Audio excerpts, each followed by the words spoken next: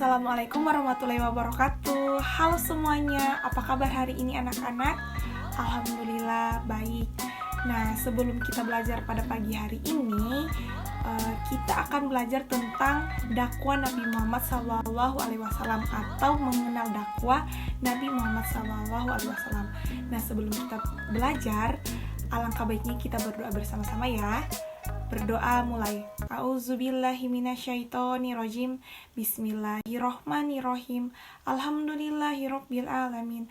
Ar-Rahmanirrahim. Malik yaumiddin. Iyyaka na'budu wa iyyaka nasta'in.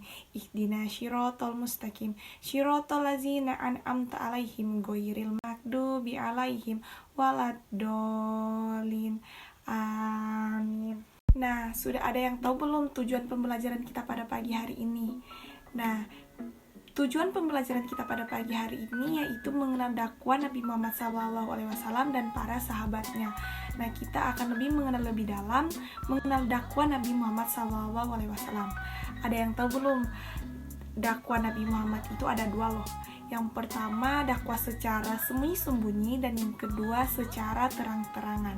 Nah, hari ini Ibu akan menjelaskan kedua itu. Yang pertama dakwah sembunyi-sembunyi dan yang kedua dakwah secara terang-terangan pada zaman Nabi Muhammad SAW. Selanjutnya kita akan masuk ke pengertian dakwah secara sembunyi-sembunyi atau secara sir. Nah, metode dakwah tertutup atau sembunyi-sembunyi yaitu suatu metode yang digunakan oleh Rasulullah pada masa dakwah dimulai melalui komunikasi atau penyampaian pesan keagamaan tatap muka saja dari hati ke hati atau face-to-face communication dengan seseorang individu, terutama keluarga dan sahabat dekat yang menjadi sasaran. Nah, terus Bu, kapan sih waktu yang digunakan untuk dakwah secara sir atau secara sembunyi-sembunyi? Periode dakwah secara sir berlangsung selama kurang lebih 3 tahun. Jadi sir itu maksudnya secara sembunyi-sembunyi, berdakwah secara sembunyi-sembunyi. Kemudian turunlah ayat yang menyuruh Nabi Muhammad berdakwah kepada masyarakat secara umum yaitu surat Al-Hijr ayat 94. Setelah turun ayat ini, Nabi Muhammad mulai berdakwah secara jar atau terang-terangan. Selanjutnya ada golongan pemeluk Islam ketika didakwai Rasulullah SAW pertama kali. Ada yang tahu golongan itu? Nah, golongan itu adalah asabiqunal awalun. Asabiqunal awalun. Nah, siapa sih orang-orang yang masuk Islam pada masa dakwah secara sil atau secara asabiqunal awalun itu? Nah, sahabat-sahabat Nabi Muhammad SAW itu ada Zaid bin Haritsah, Ali bin Abi Thalib, Abu Bakar Al-Siddiq, Utsman bin Affan, Al-Zubair bin Al-Awam, dan Abdurrahman bin Auf, dan Sa'ad bin Abi Waqqas. Selanjutnya anak-anak kita masuk pada pengertian dakwah secara terang-terangan.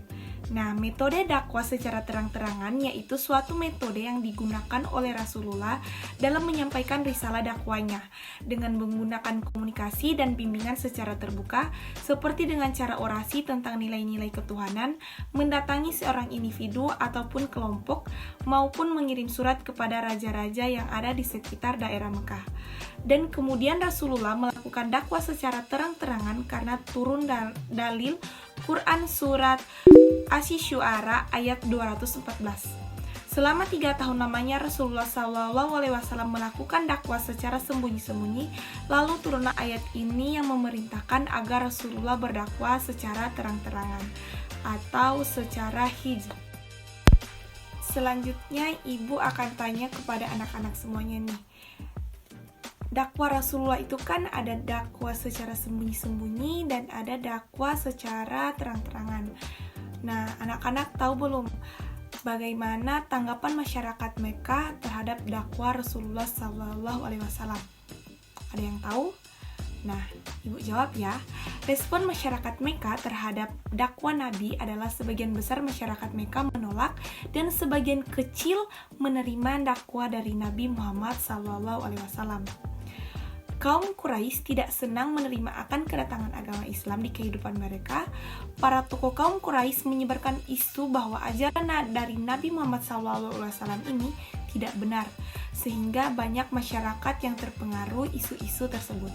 Nah, anak-anak, itulah pembelajaran kita pada pagi hari ini. Ada pengertian dakwah secara sembunyi-sembunyi dan pengertian dakwah secara terang-terangan, serta pandangan masyarakat Mekah terhadap dakwah Rasulullah SAW. Nah, anak-anak, yang bisa Ibu sampaikan pada pagi hari ini, tetaplah berbuat baik kepada semua orang dan jangan saling membenci satu sama lain, dan tetap menjadi orang yang lebih bermanfaat bagi sekitar. Nah, semoga apa yang bisa Ibu sampaikan bisa anak-anak dimengerti, dan mohon maaf jika Ibu masih banyak salah.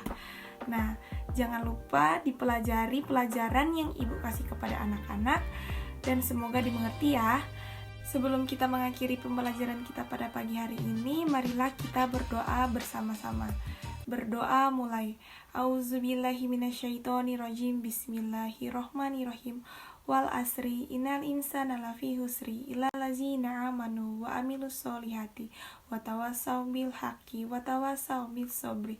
Shadaqallahul azim. Amin.